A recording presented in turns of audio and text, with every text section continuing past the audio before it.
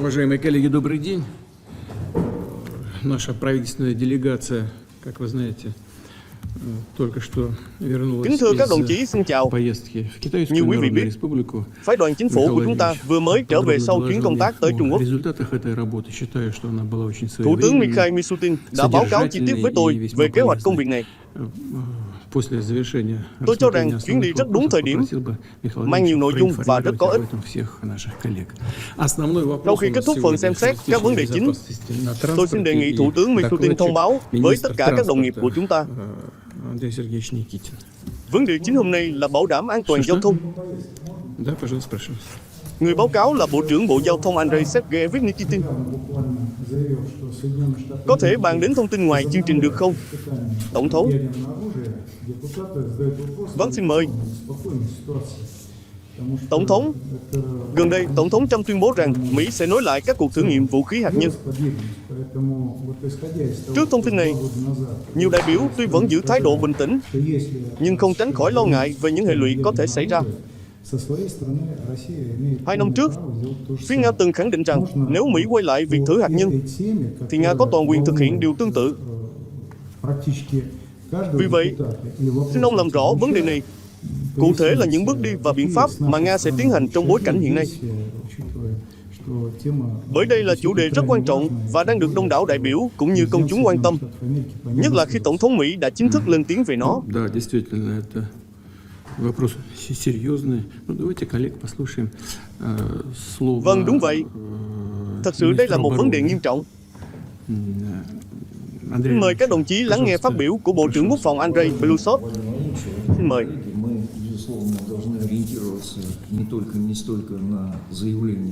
И высказывания политических деятелей, американских должностных лиц, но прежде всего на действия Соединенных Штатов Америки. Kính thưa Tổng thống, kính thưa các đồng chí, chúng ta không thể chỉ dựa vào các tuyên bố và phát ngôn của các chính khách hay quan chức Mỹ, mà trước hết phải xem xét với hành động của Hoa Kỳ. Những hành động đó cho thấy rõ Washington đang tích cực tăng cường lực lượng tấn công chiến lược. Trước hết, Nhà Trắng đã kiên trì rút khỏi những hiệp ước tồn tại nhiều năm về cắt giảm và hạn chế vũ khí. Năm 2002, rút khỏi một hiệp ước. Năm 2019, rút khỏi hiệp ước về tên lửa tầm trung và tầm ngắn. Năm 2020, rút khỏi hiệp ước bầu trời mở. Vì vậy, khả năng Mỹ hủy bỏ lệnh ngừng thử nghiệm hạt nhân là hoàn toàn có lý và có thể trở thành một bước đi của Washington nhằm phá vỡ hệ thống ổn định chiến lược toàn cầu. Thứ hai, Mỹ đang gấp rút tiến hành hiện đại hóa các vũ khí chiến lược tấn công của mình. Họ đang phát triển một tên lửa đạn đạo liên lục địa mới mang tên Sentinel với đầu đạn hạt nhân thế hệ mới, tầm bắn dự kiến khoảng 13.000 km. Hiện Mỹ đang tiến hành chế tạo tàu ngầm hạt nhân chiến lược thế hệ mới, lớp Columbia, nhằm thay thế cho các tàu ngầm lớp Ohio. Song song đó, Washington cũng đang phát triển máy bay ném bom chiến lược hạng nặng B-21 Raider và tên lửa hành trình mang đầu đạn hạt nhân. Ngoài ra, Mỹ dự kiến tái kích hoạt một số bệ phóng tên lửa trên 14 lớp tàu ngầm Ohio nhằm trang bị đầy đủ bằng tên lửa đạn đạo Trident II. Đồng thời, họ cũng chuẩn bị tái cấu hình khoảng 30 máy bay ném bom chiến lược B-52H để biến chúng thành phương tiện mang vũ khí hạt nhân. Thứ ba, Mỹ đã khởi động chương trình vòng vàng, vốn bao gồm cả khả năng đánh chặn tên lửa, cũng như tiêu diệt các tên lửa đạn đạo của Nga và Trung Quốc trước khi phóng.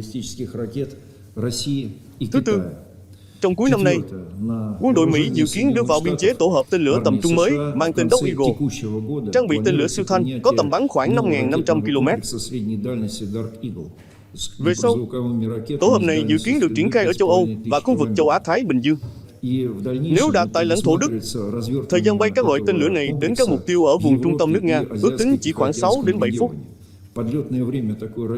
Thứ năm, Washington thường xuyên tổ chức các cuộc tập trận dành cho lực lượng tấn công chiến lược.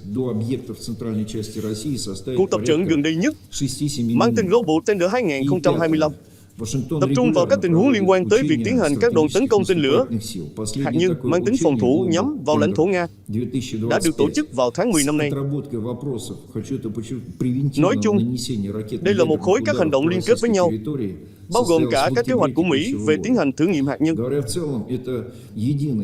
Những việc đó làm tăng đáng kể mức độ nguy cơ quân sự đối với Liên bang Nga. Từ đó, Phi nói rằng chúng ta phải duy trì tiềm năng hạt nhân của mình trong trạng thái sẵn sàng để gây thiệt hại cho kẻ thù trong mọi điều kiện tình hình, và phải hành động một cách tương xứng để đáp trả các bước đi của Washington nhằm đảm bảo an ninh đất nước ta. Cân nhắc những yếu tố nêu trên, tôi nhận thấy cần khởi động ngay lập tức công tác chuẩn bị cho các cuộc thử nghiệm hạt nhân quy mô đầy đủ. Các lực lượng và phương tiện sẵn sàng tại bãi thử trung tâm trên quần đảo Novaya Zemlya cho phép tiến hành những thử nghiệm này trong thời gian ngắn. Готовность сил и средств центрального полигона на архипелаге Новая Земля позволяет обеспечить ее проведение в сжатые сроки. Спасибо.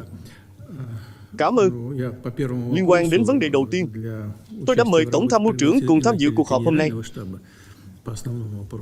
Và vì vừa xuất hiện thêm nội dung này, tôi cũng đề nghị đồng chí Valery Gerasimov trình bày ý kiến của mình về chủ đề đó. Xin mời. Kính thưa đồng chí tư lệnh, việc phía Mỹ không đưa ra bất kỳ lời giải thích chính thức nào liên quan đến tuyên bố của Tổng thống Trump về việc nối lại các thử nghiệm hạt nhân không thể được xem là dấu hiệu cho thấy họ sẽ không bắt đầu công tác chuẩn bị và sau đó là tiến hành các thử nghiệm này trong tương lai gần. Phía Mỹ có thể tiếp tục né tránh việc đưa ra các lời giải thích chính thức, nhưng điều đó không làm thay đổi bản chất vấn đề. Nếu chúng ta không sớm thực hiện những biện pháp tương ứng, chúng ta sẽ đánh mất thời gian và cơ hội để phản ứng kịp thời trước các động thái của Mỹ.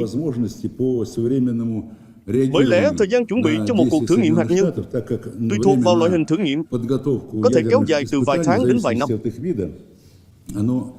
Chúng ta cũng đã nắm được nhiều tuyên bố của các quan chức cấp cao Mỹ về việc khôi phục lại hoạt động thử nghiệm hạt nhân.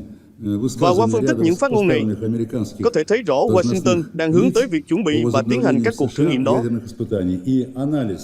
Về phần làm rõ, nhiều đồng chí đã nhận được một điện tín từ Bộ Ngoại giao, từ đại sứ của chúng ta ở Washington về chủ đề này.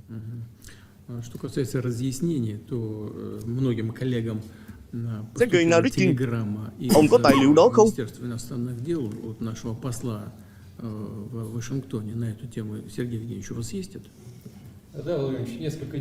Có, thưa Tổng thống. Vài ngày trước, chúng tôi nhận được điện tín từ đại sứ Dorit. Ông ấy viết rằng, các nhà ngoại giao của chúng ta đã liên hệ với Văn phòng Hội đồng An ninh Quốc gia Mỹ và Bộ Ngoại giao Mỹ để làm rõ bản chất của những phát ngôn gây chấn động mà Tổng thống Mỹ vừa nêu. Các đồng nghiệp ngoại giao của chúng ta đã nêu thắc mắc cụ thể về ý nghĩa của tuyên bố hôm trước liên quan tới chỉ thị mà nhà lãnh đạo Mỹ đã giao cho Lầu Năm Góc về việc chuyển sang thử nghiệm vũ khí hạt nhân và đã yêu cầu làm rõ với Hội đồng An ninh Quốc gia cũng như Bộ Ngoại giao. Đại diện của Nhà Trắng và Bộ Ngoại giao Mỹ đã né tránh trả lời thẳng vào vấn đề. Họ cho biết sẽ báo cáo lên cấp cao hơn và sẽ liên hệ với phía Nga nếu thấy cần thiết để cung cấp lời giải thích về những câu hỏi mà các nhà ngoại giao Nga đã nêu. Và sẽ liên hệ với phía Nga nếu có cần thiết để giải thích về những câu hỏi mà các nhà ngoại giao Nga đã nêu.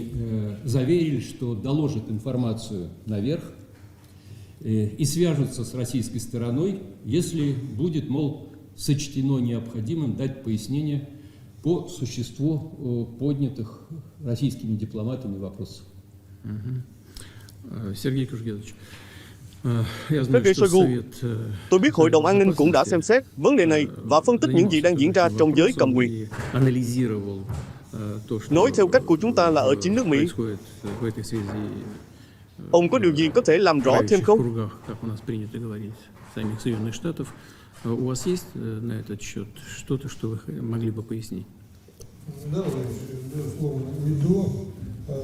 Vâng, chắc chắn. Cả trước và sau khi đại sứ chúng ta lên tiếng, có nhiều phát ngôn khác nhau, nhưng chủ yếu đều hướng tới cùng một mục tiêu. Sau tuyên bố mới nhất của Tổng thống Mỹ vào ngày 3 tháng 11, trong một cuộc phỏng vấn dài, ông ấy nhiều lần khẳng định rằng Mỹ sẽ nối lại thử nghiệm vũ khí hạt nhân. Đồng thời cáo buộc Nga và Trung Quốc đã tiến hành những thử nghiệm như vậy. Ngay sau hoặc trước đó, Bộ trưởng Chiến tranh Hegseth báo cáo rằng Lầu Năm Góc đang khẩn trương thực hiện chỉ thị của Tổng thống Mỹ về việc nối lại thử nghiệm vũ khí hạt nhân. Tiếp đó, Phó Tổng thống Mỹ Vance nhận định rằng đôi khi kho vũ khí hạt nhân cần được tiến hành thử nghiệm để bảo đảm chúng vẫn hoạt động chính xác.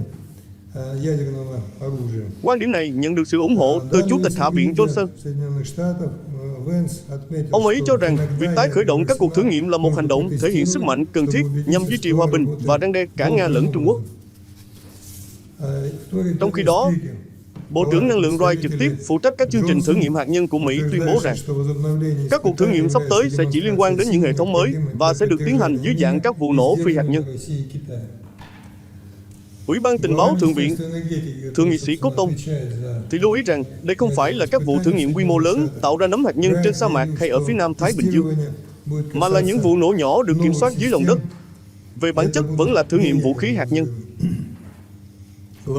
Trích lời ông ấy, điều này sẽ cho phép Mỹ thử nghiệm cả những hệ thống đã được trang bị từ lâu lẫn những mẫu vũ khí hạt nhân triển vọng. Nó sẽ cho phép Mỹ thử nghiệm cả các mẫu vũ khí hạt nhân đã được trang bị từ lâu lẫn và các mẫu vũ khí hạt nhân trước kết.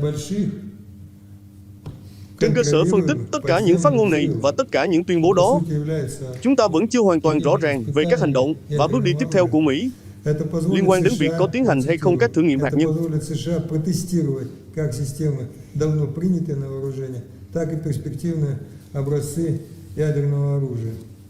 На основе анализа всех этих высказываний и всех этих заявлений нам не совсем понятны дальнейшие действия и шаги Соединенных Штатов Америки в части проведения либо не проведения испытаний ядерного оружия. Александр Васильевич, ваша служба занимается проблемами известных Alexander противодействия, Bonnikov, прежде всего, cơ quan của ông phụ trách chủ yếu vấn đề chống lại hoạt động tình báo nước ngoài trên lãnh thổ Liên bang Nga. Nhưng đồng thời, phần công việc của ông cũng liên quan đến hoạt động của các cơ quan đặc nhiệm ở nước ngoài. Ông có ý kiến gì không? Владимир Ильич, ну, конечно же, ситуация очень непростая, сложная.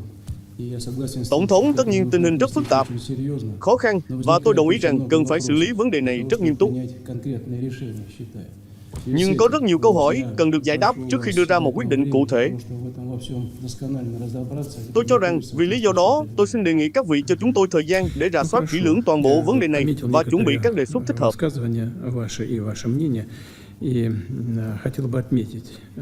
Được, tôi đã ghi lại một số phát ngôn và ý kiến của các ông và muốn lưu ý rằng Nga luôn nghiêm túc tuân thủ và sẽ tiếp tục tuân thủ các cam kết theo Hiệp ước cấm thử hạt nhân toàn diện.